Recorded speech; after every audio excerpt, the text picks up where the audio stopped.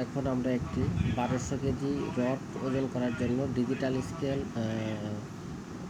Setting করা হচ্ছে। এই জন্য প্রথমে, যেহেতু এটি ফুল লোড সেল, এই জন্য প্রথমে কিন্তু আপনার লোড সেলের লেগগুলো লাগানো হচ্ছে, তারপরে মনিটর স্ট্যান্ড লাগানো হচ্ছে। এটি একটি উন্নত মানের ডিজিটাল স্কেল। ভালো মানের ডিজিটাল স্কেল বলতে কী বোঝায়?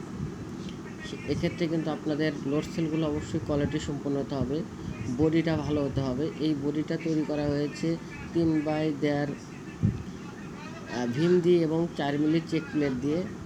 এটি কিন্তু খুব শক্তিশালী একটি ডিজিটাল স্কেল।